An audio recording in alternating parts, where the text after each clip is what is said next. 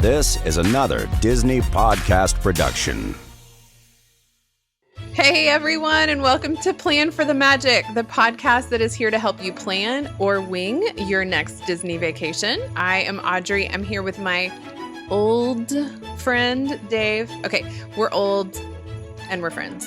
And we've been friends for a long time. Yeah, but you hung out on the old with me for a little too long, in my opinion. Well, that was a zinger. Didn't we graduate the same year, or was I? No, see, I'm a whole year younger than you. Okay, fair enough. Okay, Audrey. So we grew up going to theme parks with a group of friends every year, having absolutely no clue that it would turn into this lifelong obsession. It's so funny. Yeah, thinking about our time as teenagers going to King's Dominion, Busch Gardens. We're up here in Virginia. It's little did we know that eventually we would grow up and then find later that we both have this crazy passion for Disney. And here we are. I think it's crazy. I mean, little did we know that this would turn into a crazy. I mean, I know that you usually term the word fanatic with sports fans, but I mean, I still think this kind of works. I would definitely say we are Disney fanatics. And now that we're old and we have kids and we're like our parents' age when our parents were taking us, that's so weird because I still think I'm young and cool in the back of my head. But yeah, when my parents were my age, they were empty nesters. That's a zinger right there. Sweet Mary and Joseph. Yep. We still got babies. I mean, not babies, but how old is your youngest? He's 8. So, we have 6. So we are not anywhere close. Wow. Boy, did we fail in our planning. All right. Well, this is episode 1. We are going to take a little bit of time to share a little bit about why we love Disney and then how we both approach Disney planning. And this is the thing. I'm the planner. Dave is the wing it. And my hope is there's something that you can get from both of how, the way that we each experience our trips to Walt Disney World. And maybe we will influence each other and I will get a tip from him that I will put into practice and vice versa. We'll see. Maybe. We shall see. Mm-hmm. All right, Dave, tell us a little bit about why you love Disney. Why do I love Disney? Why are we doing this crazy podcast? I have no idea. So, I mean, the easiest place to start is, remember, because we're old. So my first trip was in 1979. We towed my uncle's pop-up trailer and we stayed at Fort Wilderness Campground. I remember two things about that trip. One of them is park related and one of them was camping related. I remember camping related. All I remember about being there was the excitement of oh my gosh, we're camping. It didn't really register to me that we were going to the most magical place on earth. The camping was just awesome. And so I remember walking to the bathroom and the showers with my dad. That I remember. And then the parks, all I remember is riding the Jungle Cruise and the hippo coming out of the water and my dad pretending like he was going to throw me in. And so I've never, ever ridden that ride again or been back to Disney. So it's been a great show. Liar, pants on fire. Really awesome. But I do remember, that's the only thing I remember, I was mortified really of that ride for years. And so obviously it grew into, we went a little bit later when my brother was born. And so being a teenager then, and then seeing it through the eyes of a kid, I got to experience it differently and see it through him. Yeah. And then of course we went before we had kids, which is the best. If you're thinking Disney World is for kids, go without your kids. It is amazing to go as a couple if you have the opportunity. But for me, it's one real thing. One real thing. It's the excellence of how they do things. The approach. I mean, I can't say it. I know it's dumb to say again, but it's the excellence. It's the fact that every time you walk in that park, it looks like it just opened. Yep. The way that the majority of the cast members approach what they do day in and day out with annoying guests like us, and the attention to detail is unlike any other thing that you'll ever experience. And I think that's what keeps drawing me back. And, you see all the memes online now where it's weird that why, adults that love Disney, that's weird. And I'm like, if you don't like Disney, that's weird. Yeah. And so I just think because it's different every time, it's the same 4 parks and 2 water parks, but every time you go, it's something completely different. Totally. And depending on who you go with and that age group, you see it differently. Every time there's just a new experience. Could not agree more. Yes. Yes. So that's my shortish long answer to why I like it. Well, I'm just going to interject before I go into mine, but I completely agree that going with little ones is a different experience than going with your wife and no kids, or going with your friends, college friends. Like, it is a different park every time you go to experience it, which I just love that. For me, I'm the same. I grew up going to Disney. I went to Disneyland when I was 3, which is the last time I have been there. We're recording this at the end of April. Disneyland is just about to reopen, and it is like creating this passion in me to go. But we often went to Disney World. I was just at my parents'. We're going through pictures of being there for the 10th anniversary, for the 15th anniversary.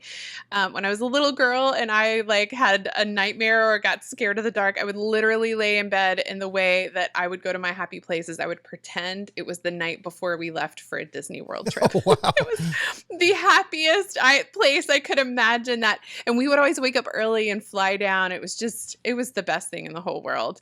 My dad can talk like Donald Duck. I mean, he's such a pro. I think I've heard him do that. He is phenomenally. And not only can he speak, he sings as Donald Duck, which is that's just impressive. The most darling thing in the whole wide world. Yes. I mean, watching The Wonderful World of Disney on the weekends, I mean, it's just a whole part of my growing up. And then having kids and taking the boys, we've got 2 boys.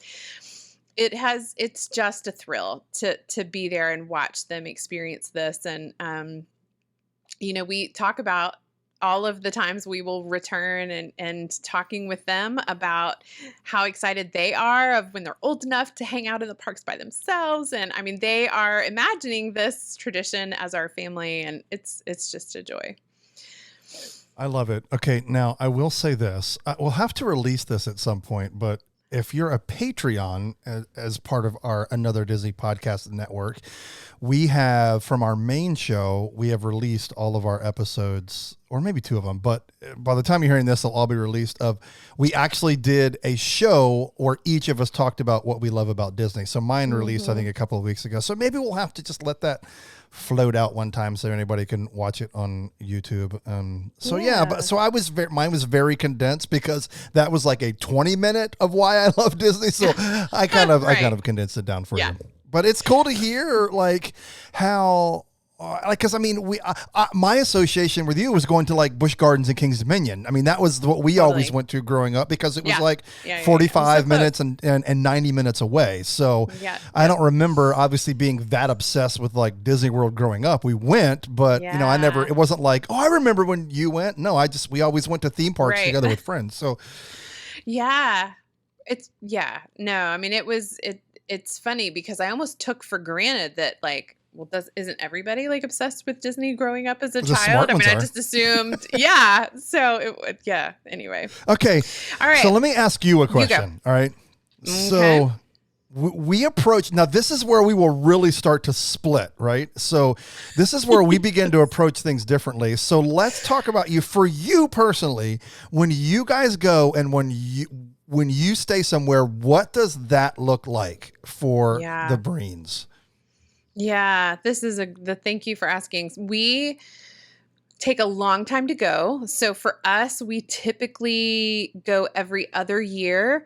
We take a long time to plan. We stay on property. These are kind of epic vacations for us. And I do want to say, as I sort of share how we do it, you get into how you guys navigate it. I just also want to be clear that I think something that is amazing about Walt Disney World is that you aren't necessarily giving up quality for quantity or vice versa. Right. I think that the magic of the parks is there for the taking. However, you choose to sort of do your trip. And for us, it's funny because our take is relatively relaxed when we're there. We don't, we're not like rope drop to the close of park, which you would probably think because we don't go as frequently that that's how we would operate. But we really kind of we're chill. We have, pretty significant anchors for each day. Yeah, so that's kind of how we do it. It's an all out kind of week-ish long experience, about every other year, roughly. Okay. Ron, how about you? Okay, so as far as like the going portion, so I have an annual pass. No one else in the family does because they're sane. And so I try to go with 3 to 4 times a year to make that pass kind of worth it. And so we live 800 miles away. You live a few miles way further. Yeah, a little bit. We're up in the mountains. But it's only a 90-minute direct flight from where we're at. And so there are key times of when we go. So the when we go is typically around, if I'll just give you 4 different examples because I went back and looked at pictures because I was like, okay, when do we go? And so when do we go? It's February, May, late August, early September, and then early December. So let me unpack that a little bit. So these are all key times for us for multiple reasons. So if you look at February, great.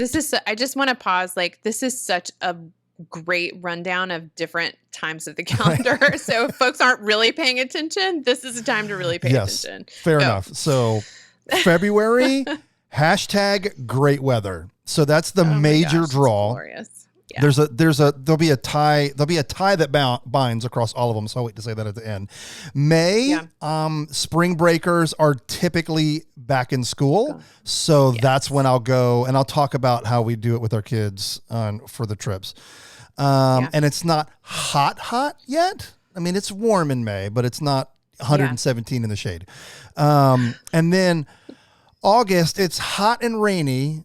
Well, August or early September, it's hot and rainy, but we kind of live in a resort area in Virginia. And so we don't go back to school until super late, like after Labor Day, where most of the Southeast, which is where Florida is obviously located, they're typically back in school by mid-August at the latest, sometimes early August. Yeah. So, I mean, I know you've got international travelers coming in. Well, not this year, but right. So you just get rid of all of your school age kids, except for, locals that can come on the weekends. And there's another reason why we do that. And then December. So let me back up to the August, September, and into the December one. So 2 key things happen there if you're a Disney fanatic. And one of them is Mickey's Not So Scary Halloween Party. That now, when it's a normal time frame, they now have 417 of those parties. And they go all the way back. They start in August. I'm not kidding. They start in August. They do. And so we'll go maybe the week before school. Or 2 weeks before school, or somewhere in that time frame, and so we can hit that. So it's hot and muggy and miserable, but the summer crowds are gone and they have the party. Same with December. We always go early December or late November if we didn't go to in September for the Halloween party. For the Christmas party, same deal. So typically it was October 31st was the last day of the party, and the past couple of years they've done through November 1st, but then the next day Christmas. It's Christmas, and the parties start that week. So Disney can flip that quick. So you still get all of the feel of Christmas, and you're nowhere near Christmas vacation crowds. So that first week of December is money for weather, Christmas party, low crowds. So that's kind of the strategery that we have for all of our times that we typically go. So the way we plan a trip is I have to have another trip in my head at least when we get home, or else the Disney returning blues hit too much. So we knew coming back from 2019 that we would be doing this same trip this fall. So we've got a late October, early November trip planned. And we've got the whole shebang. I think about every detail. It takes me 2 years to do it all, and I love every second of it. So that's how I approach it. So details. Audrey is your girl when you start emailing and calling and texting us all of these questions. She's going to be your girl. Now, don't get me wrong. I plan. I mean, you can't not go to Disney and not plan, especially pre-COVID where meal stuff had to be 180 days out. You have to pick your fast passes and all of that. I mean, who knows what will happen post pandemic, but there'll still be some significant planning that you'll have to do. Yeah. So let's transition to where we stay. This is also a pretty major split, and for us, so I you'll start to see a theme here. So for me, I want to go as often as I possibly can, like 3 to 4 times a year, as insane as that sounds. Yeah. So I cut corners big time. And so we never stay on property anymore. That used to be a staple for us. That was something that we always did. Mm-hmm. Never. Like, I can't tell you the last time we stayed on property. She might have been 3.5. She's now 10.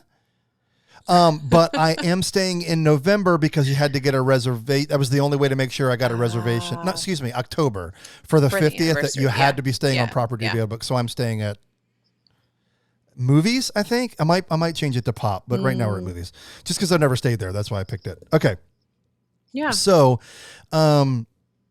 we will definitely have future shows where we talk about the benefits of staying on property. Yes. And what I think is a huge lack of benefits compared to what it used to be. So that's I agree. Well, that's a hang up for sure right now with COVID. For us, like I keep finding myself saying this phrase lately, but the staying on property right now I haven't felt that the lemon was worth the squeeze. If that pun makes sense to you. So but off property, there are only a handful of places that we like to stay, and we'll talk about that down the road. But I do have requirements, and they're the 3 C's. Yeah. It's got to be close, it's got to be clean, and it's got to be cheap. And sometimes those are hard to all find. Now, how you guys sleep is a little bit different. It's a little different, and it's going to be a little different. Full disclosure, we actually just bought into Disney Vacation Club. Woo! So our home resort is Old Key West. I am so excited about this.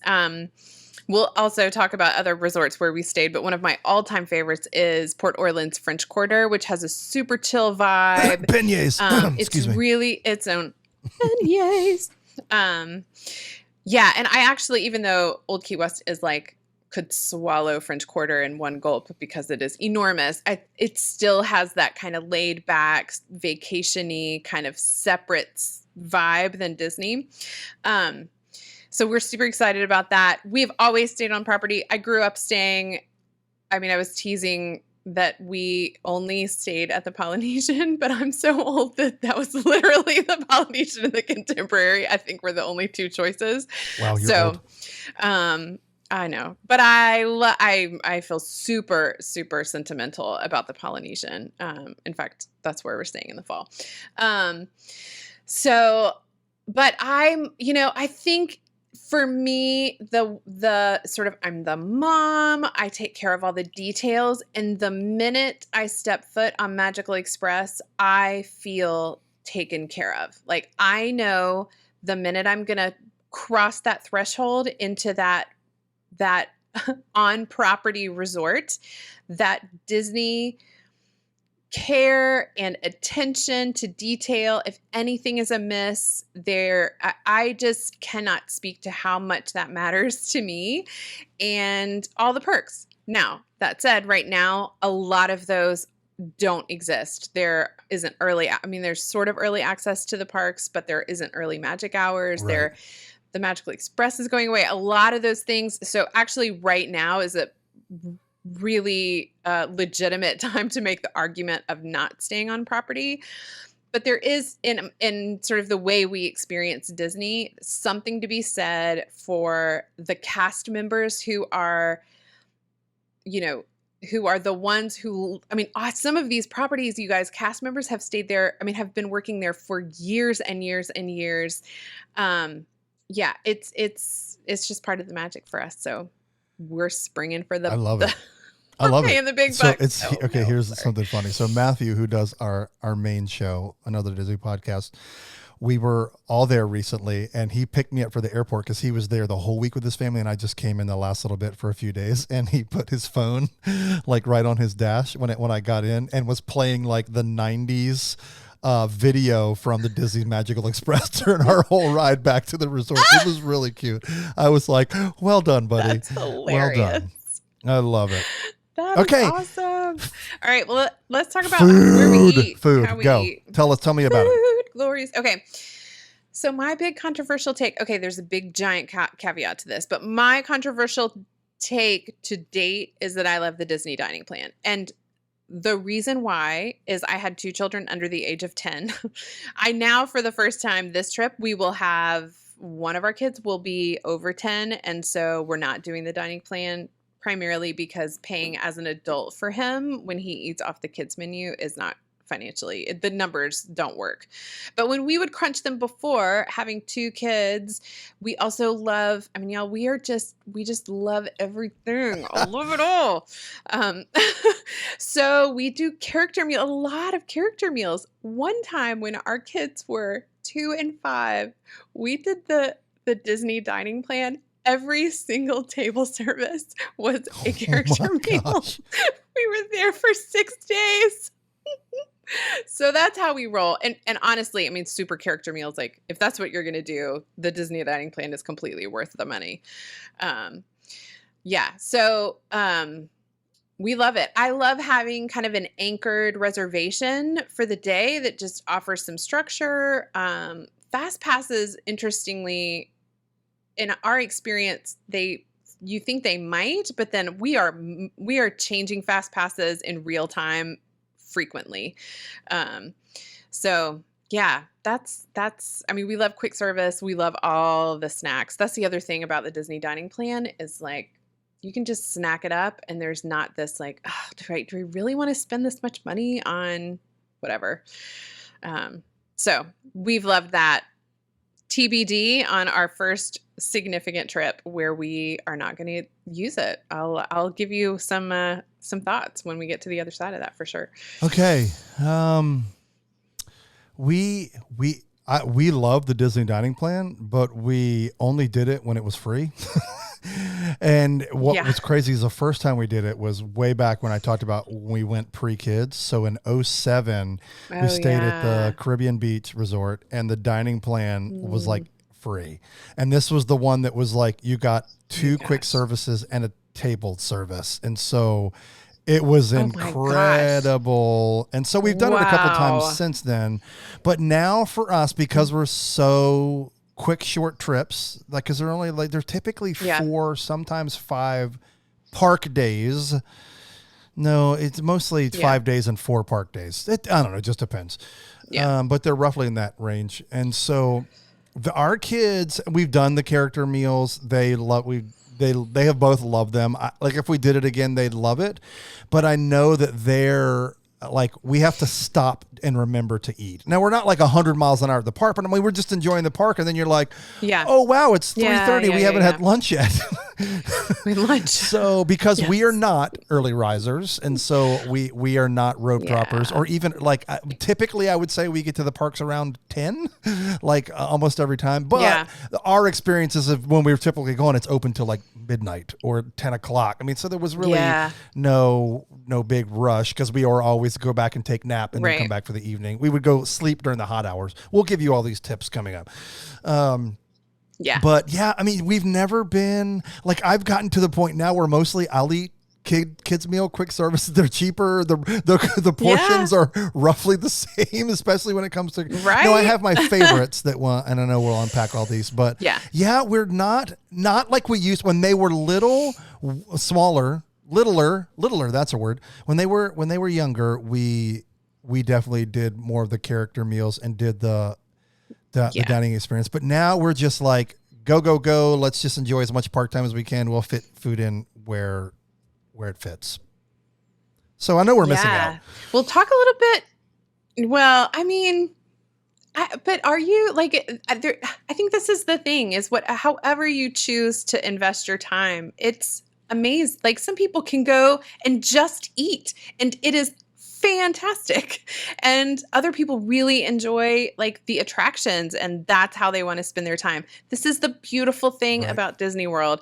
And you might do one year and you might do another one another year. Like the offerings are endless. The combination of how you do those is endless. And that's part of the fun is, you know, putting your own formula and your own take on how you want your vacations to be. So you mentioned doing roughly about 4 park days. Talk a little bit about how you guys do your, like, how are you thinking about visiting the parks when you're thinking about so for trips? us, again, being an AP has lots of advantages that I think people like they know, but they overlook them or don't really add up the value. Like I'm not much of a number cruncher, but like when it comes to the annual pass, I'm always like, gosh, that's really expensive. And if I can only go 4 times, that's like 12 days. Like, yeah, it covers it. But then like, okay, I have to make sure this is worth it. Or my wife's going to be like, no, we ain't paying that much. And so I have to think through all this stuff for her to be like, okay, you can do it. So when it comes to that, let me talk about some things that I always add up in my head. So it includes parking, which is $25 per park per day. So if you go to 4 parks in 4 days, that's $100 right there, right? Now, I know a lot of people, if you stay on property, you've got transportation. We'll talk about that and I'm sure argue about it. I think that is a giant sucker of your vacation time is waiting and riding on Disney transportation. And so we're always like, so it's worth it for us to pay $150 to get a car and we're done. The Skyliner is its own attraction. Yes. I love that. I'll just ride it. We rode it last week just to ride it. We went to Riviera and came back. Yes. Love it. So, but there's also, you've got the photo pass, which if you buy that, it's $169. So right there, that's $269 of your annual pass.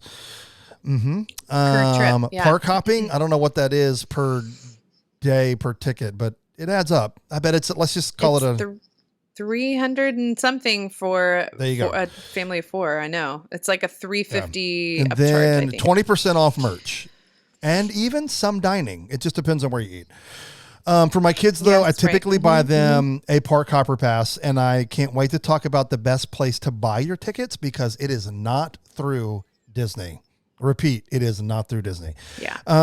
So now, since our trips are usually like 4 park days, I just ask them which ones they want to do, and that's the extent of the planning that we do. Like I typically, when I go with kiddos, I always want to do Magic Kingdom first. That by far is all of our favorite parks. Not by far, but that's all of our favorite parks. It's great, has the most rides because there's so many rides. There's going to be least, like there'll be smaller wait times, even on busier times because there's more options to choose from. It's just simple math. You know what I mean? Agreed. And so, but since COVID, we've had to plan obviously a little bit differently, but they like being part of the process to an extent. And our kids, like I said, they don't really care about the meals at the parks. And so, that's kind of how we go through and kind of plan our days, because I get that you probably we've talked about this off the show. You love the idea.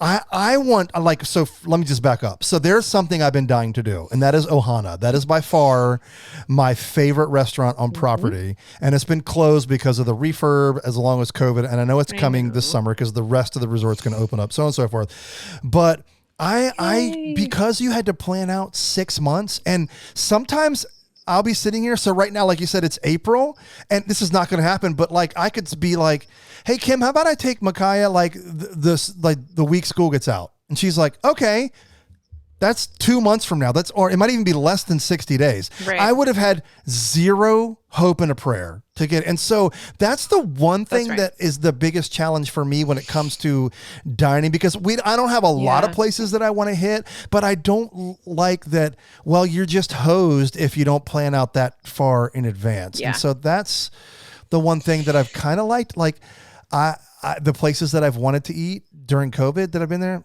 zero problem getting reservations for them, which has been good. So awesome. Anyway, the whole different show to talk about all of that stuff. Yeah. So we typically do, it's so interesting because at first, I was the mantra, one park per day, make sure we have a resort day where we can relax and chill. And honestly, what we've ended up doing is buying almost a park for every day. Part of that is the price increase of a 5-day ticket to a 7-day ticket is Yes, very negligible. So I would, what we have done is gone ahead and added the 6th and 7th days, which means on arrival day, we're in the same boat. We can drive to a relatively close airport and get a direct flight. We are early birds. Well, 2.5 of us, of the 4 of us are. And I mean, I'm serious. If there's ever a way to get kids out of bed super fast, it's the morning that you're going to leave for Disney. So, we usually will even if we spend 3 or 4 hours in a park on arrival day, or just spend the morning. Our last trip, that was part of when we got to see all of the Christmas decorations, is we went to the Magic Kingdom our departure day, and I did some shopping. Andrew took the boys. They rode a couple extra rides. It was super easy to get fast passes for that morning for Seven Dwarfs Mine Train. That 8th day or 7th day that you're there, you can get fast passes for whatever you want because it's so far out. Again, fast passes aren't a thing now, but so I feel like doing the math that way and then kind of dividing it across all of the days, the pressure gets dialed way down about having to be there the entire time. We are usually there early. We hang out in the afternoon. My favorite thing to do is after you go back to the resort and kind of regroup is to do some kind of cool activity on property. One of my favorite memories was spending the morning through lunchtime at Magic Kingdom. We came back to Port Orleans French Quarter, chilled out a little bit, got a minivan to Hoop-de-Doo Review at Wilderness. And can I interrupt you right there? It just broke this week that they have called the cast back. Yeah. No. Hoop-de-Doo Review. Oh. Right? Oh, yeah, they have got a call back. Sorry. Okay. That is I have pictures of myself with the spoons and the washboard when I was 7 years old, and having those pictures of my children doing that, it was just too much for me. It was the best thing in the whole world. But of course the minivan has the Wilderness Lodge and Campground soundtrack on his radio. And so we're all hoop-de-dooing it up on the way there. We do hoop-de-doo. We take the boat straight to the Magic Kingdom, into the Magic Kingdom. I mean, it was just the most perfect day in the whole world. And so that's kind of how adding all of those. I know it's not always financially feasible, but adding those last couple of days makes a huge difference for us because it really takes the pressure off. And then you can just pop in to a park for a few hours, coming or going, which kind of makes that departing day especially, which is super hard. Ugh. It's funny that I think it's all but confirmed that the minivans are done. But I can tell you, that's what I they're thought. not gone. That was kind of on Saturday when I went to Epcot. They were they took you way over to the left. I don't know if you've ever, for those of you who know the Epcot parking lot, way, way off to the left is typically, if you've ever done any Run Disney events, that's where all of that stuff is staged. And it's typically just a holding place for whatever. If there's construction nearby, there's always something over there. And there were rows and rows of the minivans over there. So I don't know what they're going to do with them, but I don't think they're coming back anyway. But I took a picture so I can send it to you so you can see them if you want. Man, I know. I loved that. I will say so our kids were small enough that they needed car seats. We didn't bring car seats because we were staying on property and doing Magical Express from the airport. And so having that option was awesome. It really was That's the one awesome. challenge you're going to run into if you Uber or Lyft and you have a kid without a car seat. I'll tell you, it's interesting to me that, if Disney takes both Magical Express and the minivans away, that's tough. That's really tough on families with young kids. So we'll fly with your silly car seat. Rent a car. Okay, so Audrey. Yeah. We've done a really good job, I think, of scratching the surface. It was a good kind of overarching theme of what this show is going to entail. I think you've heard the extreme of Dave and go as many times as you can, stay at the Dewdrop Inn, try not to spend a lot of money so you can go a bunch of times, to the let's do it right and slow and take our time. Both work, right? Now we have a feeling that the most people are going to fit somewhere right in the middle. And so you've heard our two extremes, but we know how to do both, and we know how to do both well. And so I think that's where our two different approaches are going to come in handy. And so, Audrey, one of the things that you're going to do great with this show is we're going to be able to dive into the details. And so now that we've kind of got the big brushstroke, the broad strokes, I love it. We'll spend the next several hundred episodes diving deep right into this. And so you're going to lead us through this, and it's going to be awesome. And we'll be able to fight and say, hey, this is why this is better. And you'll be like, this is why this is better. And I think that's going to be kind of the fun of it. And you'll get to learn two different perspectives, and then also find out if you fit in either one of those or where you land in the middle. And so I think this is going to be great. Yeah, we'd love to hear. I agree. And as you guys are listening, we'd love to hear sort of where you fall, if you have tips for either team plan or team wing it. I think it's going to be really fun. And I just have this feeling that like, I'm going to learn a few things from you and try to wing a little bit. And then I'm going to get you to get that planner out and think about it's so easy. I'm just going to come on one of your trips and carry your baggage. Done. As long as it's at the Poly I'm in. Never stayed there, and it's probably my favorite resort. One day. One day. Oh my gosh. When we're rich and famous from this podcast, we can go as much as we want. Oh, yes, of course. That's very likely to happen. Okay, this is so great. Yeah. All right, that wraps episode 1. I can't believe it. We're off. The journey has begun. Let's do this Audrey, thing. Thanks for leading us through a little bit of learning about each other, and then learning about our Disney trips, our Disney passions, and it'll be fun to unfold and unpack all of this and figure out how we can help all of these people figure out the best way to have the best vacation ever, because that's the goal. I love it. It is the goal. All right. It is. Yeah. See you guys next week. Well, thanks, Dave.